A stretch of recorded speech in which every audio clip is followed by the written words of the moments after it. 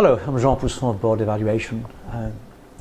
I spent my formative years in banking assessing businesses, and my interest in my consultancy years has given me access to companies and organizations of all sizes in well over 30 countries. And an area of interest over the year has been, why do senior executives mess up? I mean, these are intelligent people. They got appointed as chief executive after all. So what made them turn? Why, whilst in office, they started to make some really stupid decisions? Well, there's strong research on this. So here are a couple of findings for you to consider. And I guess one is overconfidence. Well, I'm chief executive. I've arrived. I must be right. I must be right on most things. I must be right on all things.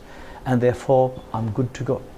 And a consequence of that is they stop listening, they stop learning, they tend to surround themselves by people they trust, and you can understand that, but people you trust often don't tell you the truth.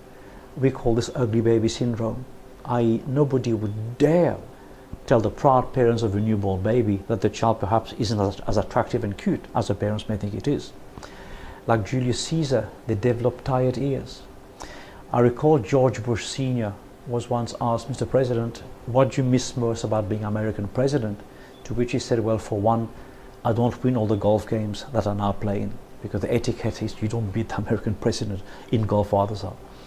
They do not invite contrary opinions, and actually anybody who challenges is seen as a dissenter, a troublemaker, so people stop questioning and people stop querying. And they gradually continue to believe the hype.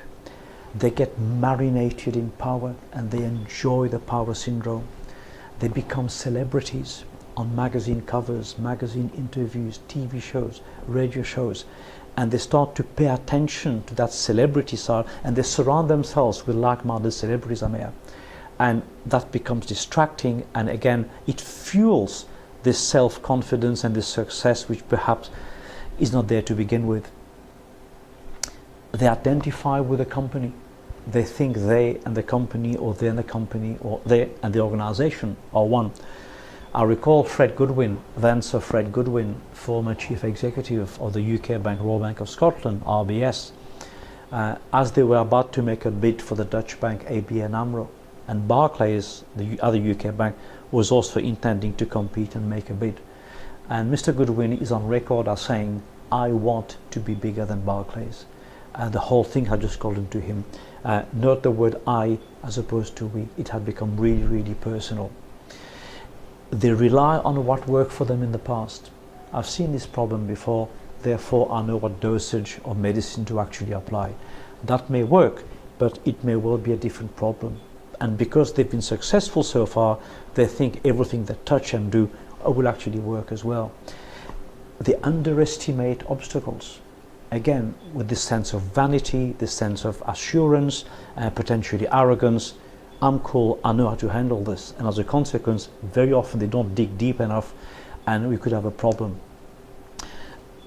On a more technical issue, we also have strong research to suggest that when executives and chief executives, when they consider the worst case scenario, even then they are far too optimistic, because the real worst case is a bad place and we don't want to go there. So we create this illusion that the downside is supportable, acceptable, and our survival is still okay. Whereas in fact, we maybe need to take a walk to the dark side just to see what the dark side looks like.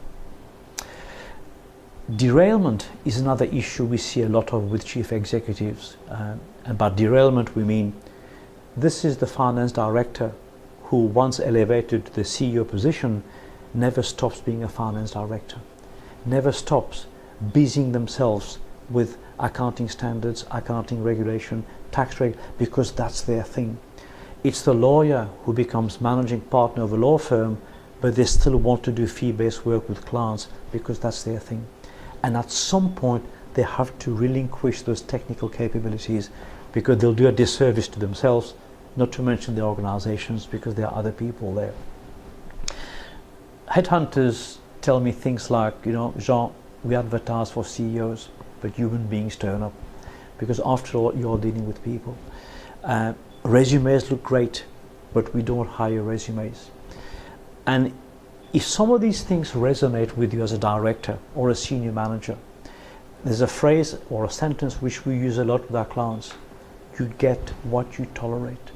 Don't let these people railroad you. Don't let these people railroad the company, because left to their own volition, they will.